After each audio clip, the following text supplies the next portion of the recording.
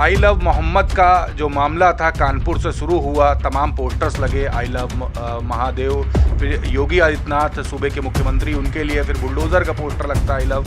और अब जब डेलीगेट किसी पार्टी का पहुंचने वाला है तो उसका हाउस अरेस्ट किया जा रहा है। कैसे देख रहे हैं इस घटना को? विवाद तो जानबूझ के सरकार पैदा करती है। एक तरफा कार्रवाई करने के लिए योगी सरकार लगातार से इस प्रकार के कार्य करती रहती है। कई कयास लगाए जा रहे हैं कि 2027 के विधानसभा चुनाव से पहले आपकी पार्टी और बसपा एक बार फिर से गठबंधन कर सकती है। तो मुख्यमंत्री सबका होता है, मुख्यमंत्री किसी एक जात का नहीं है। जाति के नाम पर लाइन खींच के काम करेगा मुख्यमंत्री, अगर धर्म के नाम पर लाइन खींच के काम करेगा तो कहा है सरकार।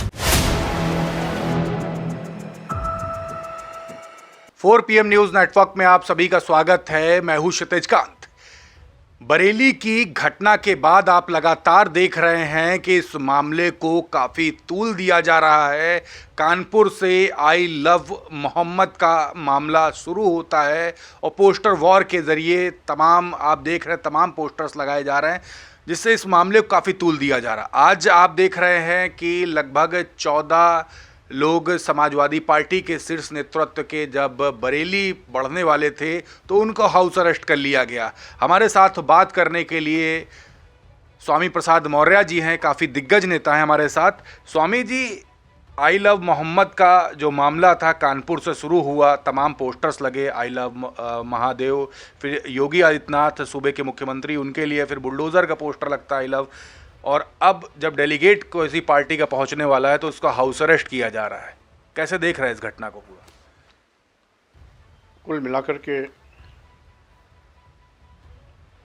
योगी सरकार लोकतंत्र की हत्या करने पर आमादा है। भारतीय संविधान जब इस बात का इजाज़त देता है, जब सभी धर्म पंथ संप्रदाय अपने अपने तरीके से अपने धर्म को मान सकते हैं, मना सकते हैं, तो अगर कानपुर में शुरुआत हुआ आई लव मोहम्मद साहब, तो उसका काउंटर आया आई लव महादेव, मामला बराबर हो गया।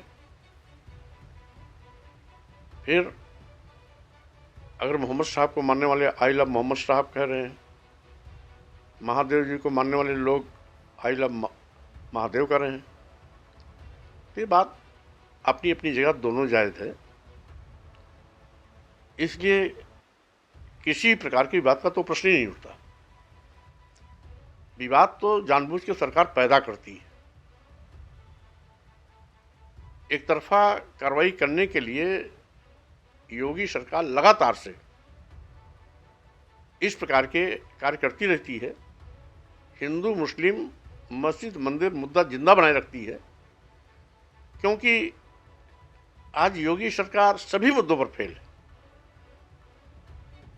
आज समस्याएं दर समस्याएं, बेरोजगारी, गरीबी, महंगाई, किसानों को लाभकारी मूल्य न मिलना, किसानों के उपज का न्यूनतम समर्थन मूल्य की घोषणा न होना, 27,764 स्कूल बंदी कगार पर, जिसमें ताले लगे आज भी अभी खुले नहीं।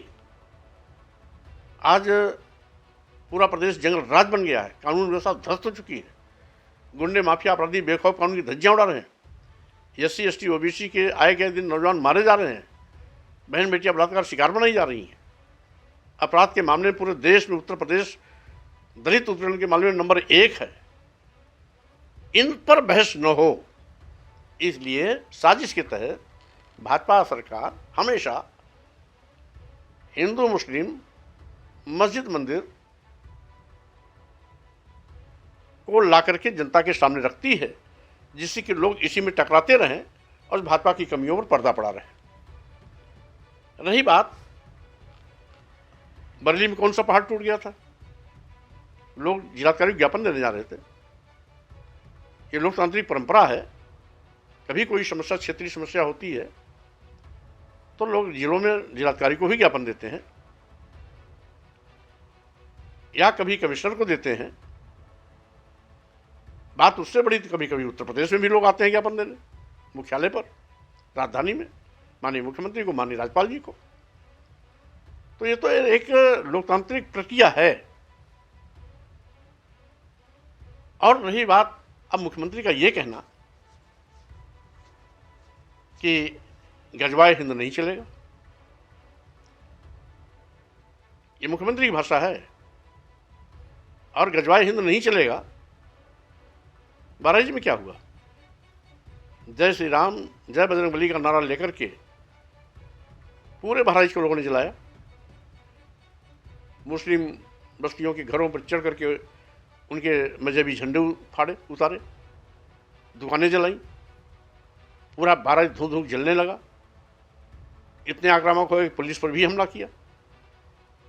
उस समय एडीजी क्राइम थे मौके पर, जिन्होंने रिवॉल्वर लेकर दौड़ाया। वो जय बजरंगबली और जय श्री राम जी का नारा क्या दंगा कराने के लिए लिया जाता है? क्या किसी मजहब के लोगों को मारने, पीटने, काटने, आग जलाने और उनके मजहब को तोड़ने के लिए किया जाता है? भाई, हम कह रहे हैं कि लोग अपने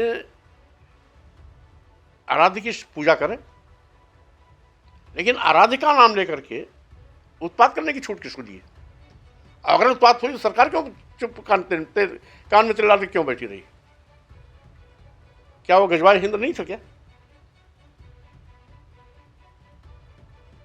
यही नहीं, अभी 2.5-3 महीना पहले फतेहपुर जिले में कई सौ साल पुराना एक मकबरा है, उसको तोड़ने के लिए जय बजरंगबली, जय श्री राम का नाम देते हुए एक अचानक एक और विशेष के लोग आए, कुदाल फाड़ा ले करके तोड़ने लगे। क्या यह गजवाए हिंद नहीं है? तोड़ने वालों के खिलाफ कार्रवाई क्यों नहीं हुई? आपके आगरा में हजारों की तादाद में एक कोई सेना है जिसके लोग बल्लम, भाला, तलवार, फरसा, बंदूकें, राइफलें, कट्टे लहराते हुए राज्यसभा सांसद रामजीलाल सुमन के घर पर धावा बोलने के इकट्ठे हुए।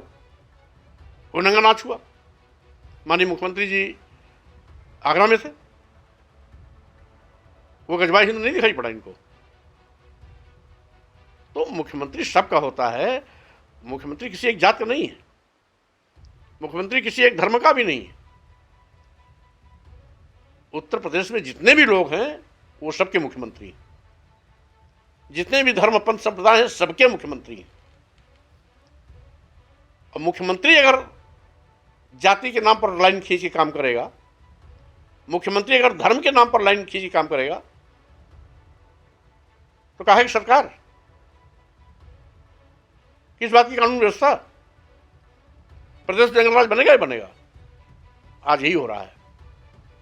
इसलिए सरकारें अपनी मर्यादाएं भूल गई। माननीय मुख्यमंत्री, माननीय प्रधानमंत्री की एक विशेष गरिमा होती है, और ये दोनों पद किसी भी जाति और पार्टी से ऊपर होते हैं। लोकतंत्र में इन पदों को बहुत महत्व दिया जाता है। इस प्रकार के कृत्य करके माननीय मुख्यमंत्री जी अपने ही पद की गरिमा को गिराने का काम कर रहे हैं। सही मायने में लॉ एंड ऑर्डर सबके लिए समान होना चाहिए। एक को छूट है, तोड़ो, फोड़ो, आग लगाओ, मकबरा तोड़ो, दुकान जलाओ, घर जलाओ, कोई कार्रवाई नहीं। और दूसरी ओर अगर ज्ञापन देने जा रहा है डीएम के यहाँ, तो उनकी गिरफ्तारियां हो रही, इनकाउंटर हो रहा है। यही लोकतंत्र है, यही सरकार की मर्यादा है। तो स्वाभाविक रूप से जब सरकार इस प्रकार से पार्टी बन के काम करती है, तो स्वाभाविक है कि लोकतंत्र खतरे में पड़ता है, और आज लोकतंत्र का गला घोटा जा रहा है।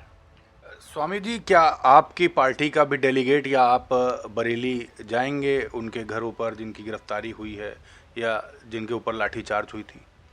बहरहाल अभी तो मैं ये चाहता हूं कि सारा मामला शांत हो जाए। सरकार को चाहिए संवेदनशीलता के साथ मामले को हल करे, कानून व्यवस्था दुरुस्त करे और शांति कायम करे। इसलिए उसके बाद मैं तय करूंगा कि हमें क्या करना, पार्टी को क्या करनी। लेकिन अभी जब हालात नाजुक हैं, ऐसी स्थिति में मेरी प्राथमिकता यही होगी कि स्थानीय प्रशासन वहां पर शीघ्र शांति कायम करे। स्वामी जी, एक आखिरी सवाल। कई कयास लगाए जा रहे हैं कि 2027 के विधानसभा चुनाव से पहले आपकी पार्टी और बसपा एक बार फिर से गठबंधन कर सकती है, या मायावती जी अगर बात करती हैं तो आप पार्टी में जा सकते हैं। इसमें सच्चाई कितनी है? तमाम कयास सोशल मीडिया पे तमाम इस तरीके की बातें लिखी जा रही हैं। आप खुद ही कह रहे हैं कयास। जी, तो कयास होता है। हकीकत क्या है? सच से कोसों दूर है। दूर दूर तक कहीं इस प्रकार की बात ही नहीं है। मैं एक सिरे से इसे खारिज करता हूं। इस प्रकार की ना बात की कोई पहल हुई है और ना ऐसा कोई निर्णय होने वाला है। अगर मान लीजिए मायावती जी स्वयं फोन करके आपसे बात कर ले तो? लोकतंत्र में किसी से बातचीत करना मना ही थोड़ा है। बातचीत तो किसी से भी की जा सकती है।